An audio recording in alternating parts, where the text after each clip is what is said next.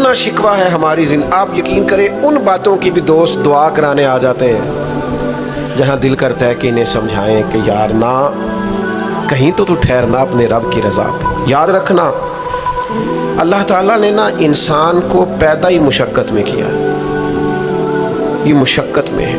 رب فرماتے ہیں میں نے اس کی پیدائش ہی، اس کا خمیر ہی مشقت والا بنایا۔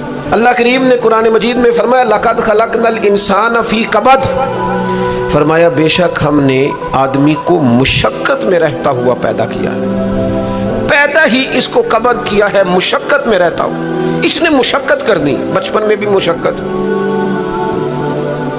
چلیں کچھ تھوڑا سا آپ کو سمجھانے کے لیے بات کر لیتے ہیں۔ پرائمری اسکول میں جانا کتنا مشقت کا کام تھا، ساری رات لوگ منصوبہ نہیں بناتے تھے سویرے چھٹی کرنے کا، وہ کتنی بڑی مشقت کا کام تھا۔ جب 3 مہینے کی چھٹیاں ہوتی تھیں تو وہ اللہ کرے کوئی میں ایسا جملہ نہ بولوں، اساتذہ بڑے قابل احترام ہوتے ہیں، لیکن ہمارے جو استاد صاحب تھے نا وہ تو صرف 1 آدھ چیپٹر چھوڑتے تھے، باقی کہتے ساری کتابیں لے کے لے آنا۔ تو وہ جب وہ سبق دے رہے ہوتے تھے مشقت کا تو بندہ سوچتا تھا کہ چھٹیاں آرام کرنے ملی آسانیاں یہ والی مصیبت کرنے کو ملی تھی، جہاں چھٹیوں پہ رہے ہوتے تھے مشقت بڑھ جاتی تھی۔ آج تو ان چیزوں پر ہنسی آتی ہے، مشقت، جد و جہد، ہر لمحے جد و جہد، اور ہر مشقت اپنے ٹائم پر مشقت ہوتی۔ آج آپ سے کہا جائے بہت سارے لوگوں سے پرائمری کا امتحان دینا ہے تو آپ کہیں گے بائیں ہاتھ کا کھیل ہے، بھئی اب بائیں ہاتھ کا کھیل ہے، تب نہیں تھا۔ اور جو آج پرائمری کر رہے ہیں ان کے لیے بھی آج بائیں ہاتھ کا کھیل نہیں۔ ہر مشقت اپنے وقت پر مشقت رہتی ہے۔ کسی وقت کسی چیز کا انتظام کرنا آپ کے لیے بڑا قابل تکلیف ہوتا ہے، آزمائش والا ہوتا ہے، بعد میں آپ سمجھتے ہیں کہ یہ تو کوئی مسئلہ ہی نہیں تھا۔ اللہ نے انسان کو مشقت، ہم نا سکون ڈھونڈتے ہیں، بس ٹھیک ہے گھر بن گیا، بس ٹھیک ہے اب میں نے بچے پال لیے، بس ٹھیک ہے۔ او بھائی تو نے آگے بڑھنا ہے، تو نے مشقت کرنی ہے، جد و جہد میں رہنا ہے۔ او یار آپ ٹھہرے تو صحیح، استقامت تو ہو، ذرا ذرا سی بات پہ بلبلا اٹھنا، تڑپ جانا، ہر چیز سے الجھ جانا، یہ بندہ مومن کی شان نہیں۔ طاقتور زندگی گزارو، طاقتور۔ حضرت زید بن ارقم رضی اللہ تعالیٰ عنہ بیمار تھے، یہ ذرا بات سننا میرے کریم کی۔ اللہ کے پیارے حبیب علیہ السلام تیمارداری کے لیے تشریف لے گئے تو حضور سید عالم علیہ السلام نے جا کر جناب زید بن ارقم کی طبیعت کو دیکھا تو کمزوری تھی اور وہ پریشان بھی تھے۔ تو حضور علیہ السلام کو اللہ تعالیٰ نے غیب کے خزانوں کی کنجیاں عطا فرمائی ہیں۔ قریب مسکرا کے فرمانے لگے زید اس بیماری سے پریشان نہ ہو، اس سے تو آپ نے ٹھیک ہو جانا ہے۔ اس روایت پر خاص غور کرنا کیا کہہ رہا ہوں، فرمایا اس سے آپ نے پریشان نہیں ہونا، اس سے تو آپ نے ٹھیک ہو جانا ہے، مسئلہ ہی نہیں۔ ہاں اس کے بعد ایک وقت آئے گا آپ کی آنکھوں کی بینائی رخصت ہو جائے گی اور عمر بھی آپ کی لمبی ہوگی، یعنی ایک بڑھاپا، ایک نظر چلی جائے گی۔ اب آپ یہاں غور کریں سرکار تربیت کیا کر رہے ہیں۔ حضور فرما رہے ہیں یہ جو مشکل ہے یہ تو گزرنے والی ہے، اس کے بعد جو مشکل آنے والی ہے وہ اس سے بڑی ہے۔ فرمایا زید اس کے بعد آپ کی بینائی چلی جائے گی اور عمر بھی لمبی ہوگی، تو بتائیے اس وقت کیا کریں گے۔ تو حضرت زید بن ارقم رضی اللہ تعالیٰ عنہ عرض کرنے لگے یا رسول اللہ میں اللہ کی رضا پر ثواب کی نیت سے صبر کروں گا۔ معنی کیا ہے، دکھ قبول محمد بخشا راضی رہن پیارے۔ ٹھیک ہے اگر بینائی جائے گی اور بڑھاپا آئے گا تو قبول کریں گے، رب کی رضا کے لیے ثواب کی نیت سے صبر کریں گے۔ ایسے بھی کبھی دنیا میں میدان لگتے ہوں گے کہ بیماری آئے گی، بتایا جا رہا ہے اور پوچھا جا رہا ہے کہ تو کیا کرے گا، تو بتا رہے یا رسول اللہ صبر کروں گا، تو نتیجہ بھی وہیں بیان ہو رہا ہے، یعنی سارا سودا نقد و نقد۔ اسی وقت ہتھیلی پہ سرسوں جم رہی ہے، حضور نے فرمایا کیا کرو گے، یا رسول اللہ صبر کروں گا اللہ کی رضا کے لیے ثواب کی نیت سے۔ تو حضور فرمانے لگے اگر تو صبر کرے گا تو پھر نتیجہ سن، اللہ تجھ سے حساب نہیں لے گا، بغیر حساب ہی جنت عطا کر دے گا۔ او میرے بھائی ایک مشکل سے آپ گزر گئے، اب آپ کو اگلی مشکل کے لیے تیار رہنا ہے۔ تھوڑے دن اگر سکھ سے جینا چاہتے ہو تو ایک ہی علاج ہے، ایک مالک کی رضا میں راضی رہو، نہ سمجھ آئے تو پھر کربلا والے امام حسین کی طرف دیکھنا، وہ نانا کے کندھوں پہ تھے پھر بھی بڑے خوش تھے، वो माँ की गोद में थे फिर भी बड़े खुश थे, शेर खुदा की बाहों में थे फिर भी बड़े खुश थे, हसन के साथ सफर हज पे तो भी बड़े राजी थे।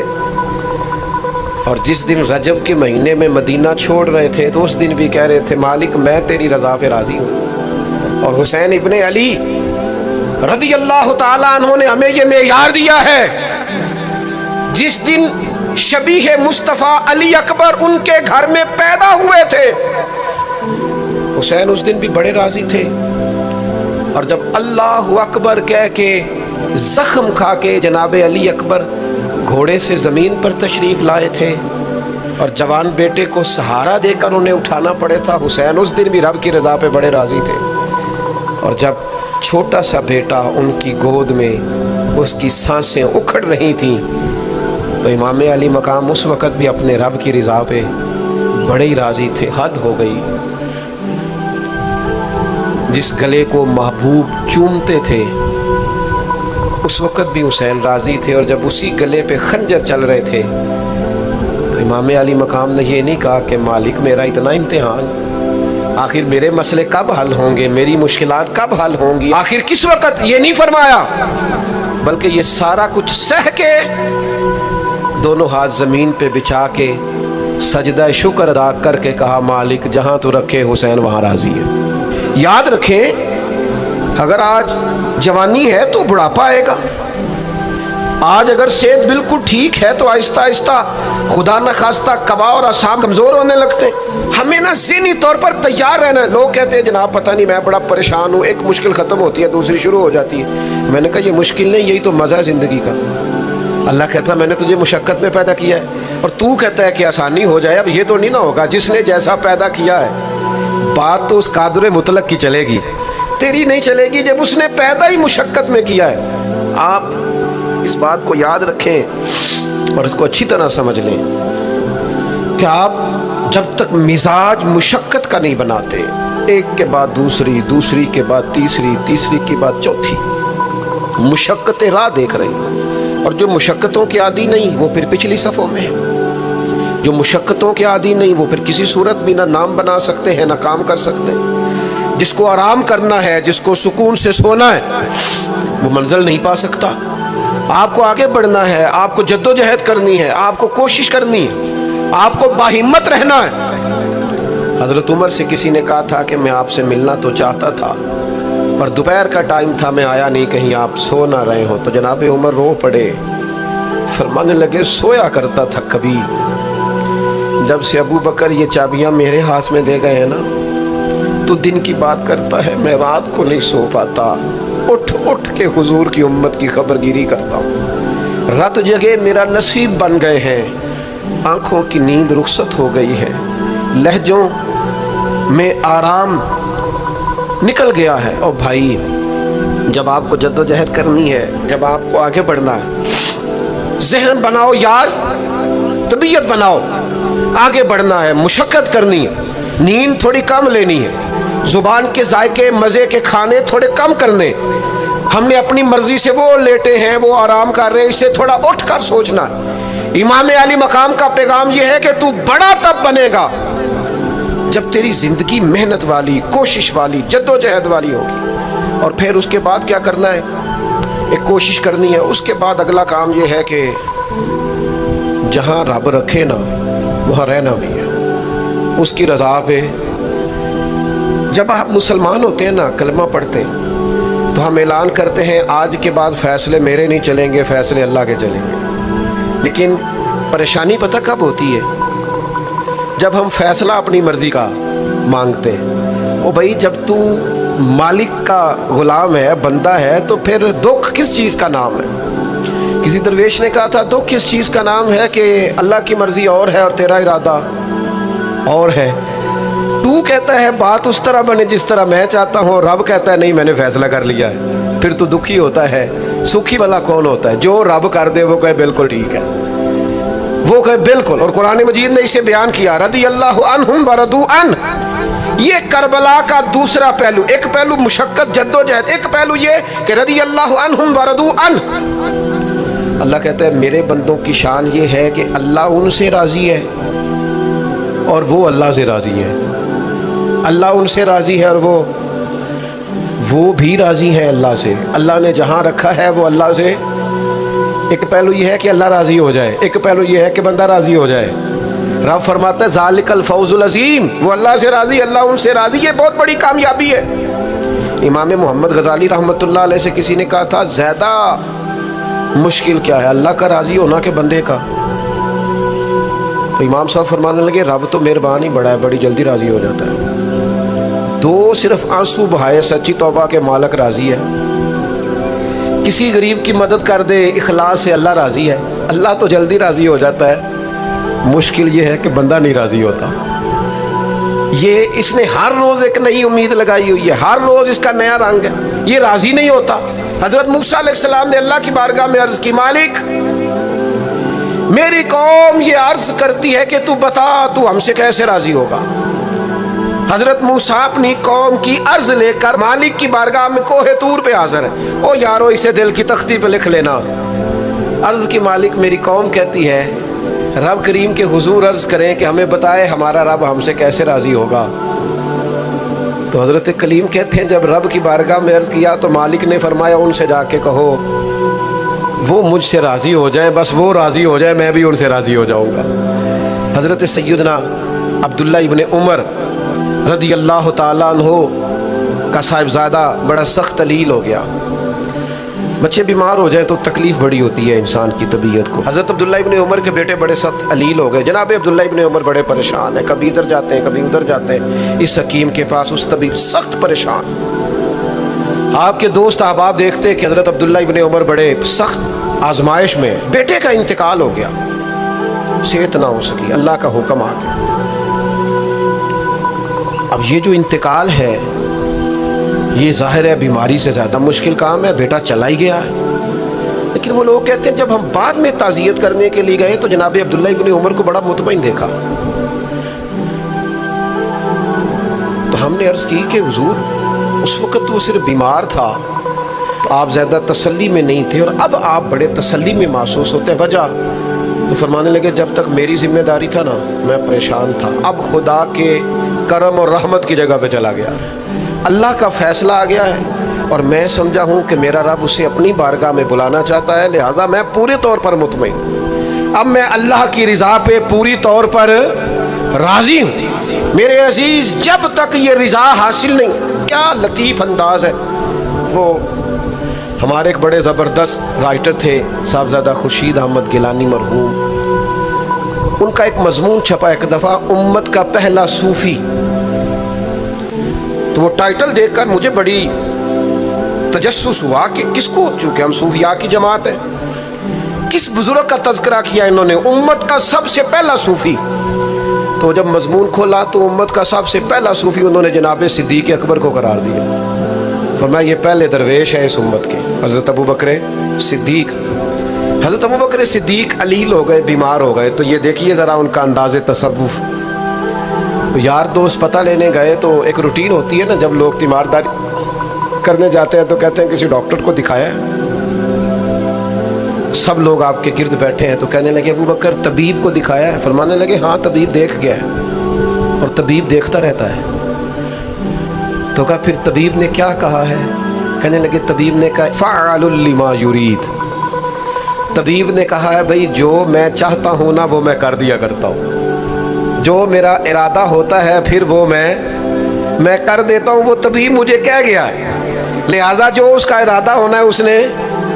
اب وہ جو ارد گرد بیٹھے تھے وہ بھی تو صحابہ تھے نا, اس باریک بات کو فوراً سمجھ گئے, کہنے لگے اللہ تجھے جزا عطا کرے. یار دیکھو چھوٹی بات نہیں. حضرت انس بن مالک کہتے ہیں 10 سال میں نے نبی پاک کے گھر میں نوکری کی ہے. 10 سال. 1 سال کے بعد لوگ اکتا جاتے ہیں, سارا پتہ چل جاتا ہے. اس کے بعد وہ چاہتے نہیں رہتی, بندہ پرانا ہو جاتا ہے. اکرام احترام الا ماشاء اللہ وہ نہیں رہتا. فرماتے ہیں 10 سال حضور کے گھر میں نوکری کی, پورے 10 سال ایک دفعہ بھی رسول پاک نے اوف نہیں کہا. فرماتے ہیں ایسا نہیں کہ کبھی کوئی ایسی بات نہیں ہوئی جس سے حضور ناراض ہو. کئی دفعہ ایسے موقع آئے, حضور نے کسی کام سے بھیجا, میں جا کے بچوں کے ساتھ کھیلنے لگا, محبوب آئے میں ڈر گیا, لیکن حضور نے کچھ بھی نہیں کہا, مسکرا کے فرمایا تمہیں کام بھیجا تھا کر کے کیوں نہیں آئے. ایک تو یہ کہ مشقت کرنی ہے، دوسرا اللہ کی رضا پہ راضی رہنا، اور تیسری بات یہ سوچیں کبھی ذاتی قسم کی نہیں بنانی،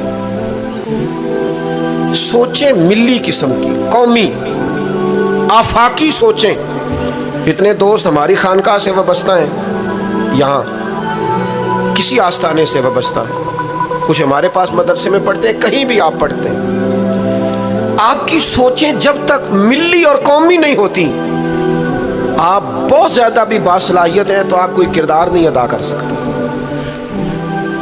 آپ کو اللہ نے جو صلاحیت دی ہے وہ دین کے لیے خرچ کریں، کوئی بھی صلاحیت ہے آپ کی عزیز، وسیع الظرفی وسیع المشرب، آپ اپنی صلاحیت سے قومی فائدہ کریں۔ آپ کیا مطلب ملی باتیں، چھوٹی باتیں، چھوٹا سا ذہن، چھوٹی سی بات، آپ وسیع بات کریں۔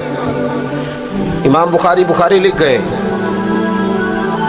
ایک مخصوص فقہ کے مقلد تھے امام صاحب، لیکن انہوں نے بخاری میں یہ رنگ نہیں اختیار کیا کہ جو کسی اور مسلک پر چیزیں دلائل کرتی ہیں، فقہ کے مسلک کی بات کر رہا ہوں، کسی اور مشرب پر تو میں نے لینی نہیں۔ انہوں نے کام کیے تو قومی سطح کے، چھوٹے چھوٹے ذہن، چھوٹی چھوٹی باتیں۔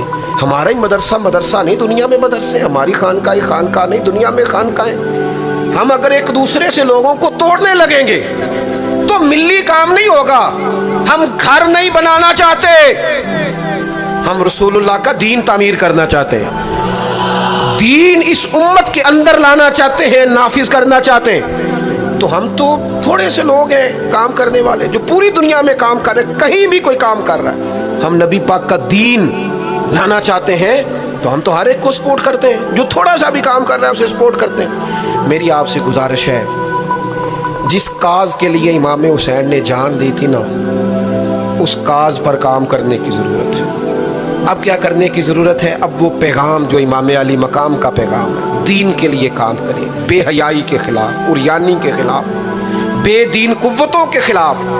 لوگوں کو سکون ملے گا، انہیں قائل کریں کہ سکون تمہیں نماز میں ملے گا، عبادت میں ملے گا، دیانتداری میں سکون ہے، قناعت میں سکون ہے، عزت نفس اور خودداری میں جو تمہارے لیے اللہ نے رکھا ہے اس میں سکون ہے۔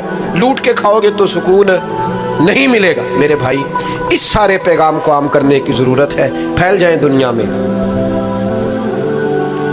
اور جس طرح اپنے حق میں لوگوں کو قائل کرتے ہو نا، کوئی مجبوری بن جائے، اس طرح لوگوں کو دین کے حق میں قائل کریں۔ منت کر کے بے نمازی کو نمازی کریں، منت کر کے جو دین سے دور ہے اسے دین کے قریب کریں۔ آپ کوشش کریں کہ فروغ دین ہو، جہاں مسجد نہیں تعمیر مسجد میں کردار ادا کریں۔ اپنے لہجوں سے ہر تھکاوٹ اتار کے آگے بڑھو، ملی قومی سوچیں پیدا کرو۔ ہم نے اس وطن کو بھی تعمیر کرنا ہے، دین کے لیے ہم نے اپنے آپ کو پیش کرنا ہے جس حد تک ہو سکے۔ اور دین کی تبلیغ کا سب سے بہترین طریقہ یہ ہے، امام جعفر صادق سے کسی نے کہا تھا میں دین کی تبلیغ کرنا چاہتا ہوں، کیا کروں؟ پیغام امام حسین کانفرنس میں بات ختم کرتے وقت امام حسین کے پوتے کی بات سنا رہا ہوں، کہا حضور دین کی تبلیغ کرنا چاہتا ہوں، کیا کروں؟ فرمانے لگے دین پہ عمل کرنا شروع کر دے، یہ دین کی تبلیغ۔ آپ کا اچھا اخلاق یہ دین کی تبلیغ، آپ کا معاف کرنے کا جذبہ یہ دین کی تبلیغ، آپ کی خیر خواہی، لوگوں کا بھلا کرنا یہی دین کی تبلیغ۔ صرف تقریر سے تبلیغ نہیں کریں آپ کا عمل اور کردار یہ دین کی تبلیغ ہے۔ آپ اپنا انداز زندگی بدل جائیں، انداز خوبصورت کر جائیں، یہ دین کی تبلیغ شروع ہو جائے گی۔ 3 باتیں آپ کی خدمت میں رکھی ہیں اس پورے گفتگو کا نتیجہ۔ ایک تو زندگی مشقت والی، محنت والی، جد و جہد والی۔ یہ جو نوجوان آرام ڈھونڈتے ہیں نا، سکون، اقبال کہتے ہیں لہو مجھ کو رلاتی ہے جوانوں کی تن آسانی، یہ تیار ہو جائیں۔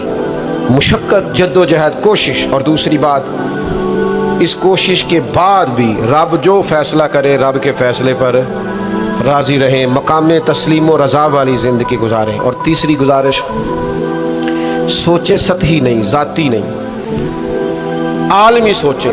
میں بڑے درد سے یہ بات عرض کروں، لوگ اپنی ذات کے لیے دین کا استعمال کرتے ہیں، اپنی ذات کے لیے۔ جو میرا ذاتی مخالف ہے میں اسے یزید کہہ دیتا ہوں، میرا ذاتی مخالف ہے۔ ہمارا ذاتی مخالف ہوتا ہے، ہم کہتے ہیں بے ایمان ہو گیا، او خدا کے بندے तेरे से इख्तलाफ हुआ है, तुझे यजीद तो ना बना। इतनी बड़ी लानत का तोक तूने गले में डाल दिया। अगर वो यजीद है तो तू अपने आप को क्या समझता है? अपना फिर तूने दर्जा क्या बना? इतनी जल्दी नहीं, कौमी सोचे पैदा करें, कोशिश करें कि आप मिली काम करें, आप लोगों को जोड़ें।